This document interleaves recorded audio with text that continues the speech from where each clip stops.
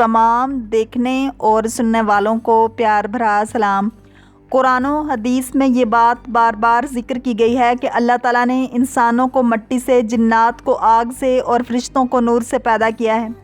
اللہ تعالیٰ نے فرشتوں کی تخلیق اس طرح کی ہے کہ وہ اللہ تعالیٰ کی نافرمانی نہیں کرتے۔ جو کام ان کے ذمہ کیا گیا ہے وہ اسی میں لگے رہتے ہیں، جیسا کہ اللہ تعالیٰ نے قرآن کریم میں ارشاد فرمایا ہے، اس جہنم پر سخت کڑے مزاج کے فرشتے مقرر ہیں جو اللہ کے کسی حکم میں اس کی نافرمانی نہیں کرتے، اور وہ وہی کرتے ہیں جس کا انہیں حکم دیا جاتا ہے۔ حضرت شیخ مفید علیہ الرحمہ لکھتے ہیں کہ اس تہنیت کے سلسلے میں جناب جبرائیل علیہ السلام بے شمار فرشتوں کے ساتھ زمین کی طرف آ رہے تھے کہ ناگہاں ان کی نظر زمین کے ایک غیر معروف طبقہ پر پڑی۔ دیکھا کہ ایک فرشتہ زمین پر پڑا ہوا زار و قطار رو رہا ہے۔ آپ اس کے قریب گئے اور آپ نے اس سے ماجرا پوچھا۔ اس نے کہا، اے جبرائیل علیہ السلام، میں وہی فرشتہ ہوں جو پہلے آسمان پر 70,000 فرشتوں کی قیادت کرتا تھا۔ میرا نام فطرس ہے۔ جبرائیل علیہ السلام نے پوچھا، تجھے کس جرم کی یہ سزا ملی ہے؟ اس نے عرض کی، مرضی معبود کے سمجھنے میں ایک پل کی دیر کی تھی، جس کی یہ سزا بھگت رہا ہوں۔ بالوں پر جل گئے ہیں، یہاں کنجے تنہائی میں پڑا ہوں۔ اے جبرائیل، خدا را میری کچھ مدد کرو۔ ابھی جبرائیل علیہ السلام جواب نہ دینے پائے تھے کہ اس نے سوال کیا، اے روح الامین، آپ کہاں جا رہے ہیں؟ انہوں نے فرمایا، نبی آخر الزماں حضرت محمد مصطفیٰ صلی اللہ علیہ وآلہ وسلم کے یہاں ایک فرزند پیدا ہوا ہے جس کا نام حسین ہے۔ میں خدا کی طرف سے اس کی ادائے تہنیت کے لیے جا رہا ہوں۔ فطرس نے عرض کی، اے جبرائیل امین، خدا کے لیے مجھے اپنے ہمراہ لیتے چلو، مجھے اسی در سے شفا اور نجات مل سکتی ہے۔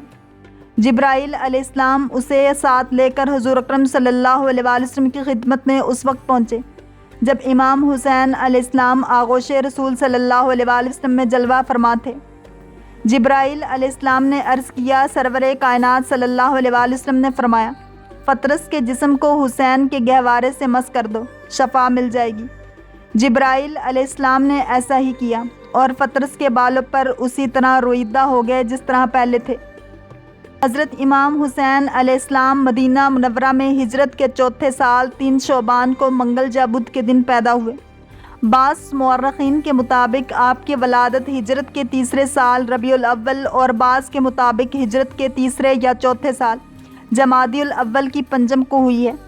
بنا بنی آپ کی تاریخ پیدائش کے بارے میں مختلف اقوال ہیں، لیکن قول مشہور یہ ہے کہ آپ 3 شعبان ہجرت کے چوتھے سال میں پیدا ہوئے۔ ولادت کے بعد آپ کو آپ کے جد بزرگوار رسول اکرم صلی اللہ علیہ وآلہ وسلم کے پاس لایا گیا۔ آپ کو دیکھ کر رسول اکرم صلی اللہ علیہ وآلہ وسلم مسرور و شادماں ہوئے۔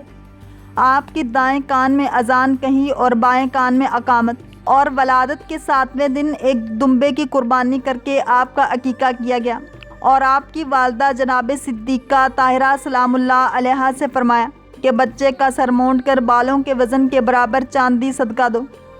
حضرت امام حسین علیہ السلام نے 6 سال چند ماہ کا عرصہ اپنے جد امجد رسول اکرم صلی اللہ علیہ وآلہ وسلم کے زیر سایہ گزارا، اور 29 سال 11 ماہ اپنے پدر بزرگوار امیر المومنین حضرت علی علیہ السلام اور 10 سال کا عرصہ اپنے برادر بزرگوار حضرت امام حسن مجتبی علیہ السلام کے ساتھ گزارا۔ امام حسن علیہ السلام کی شہادت کے بعد آپ کی امامت کی مدت 10 برسوں پر مشتمل ہے۔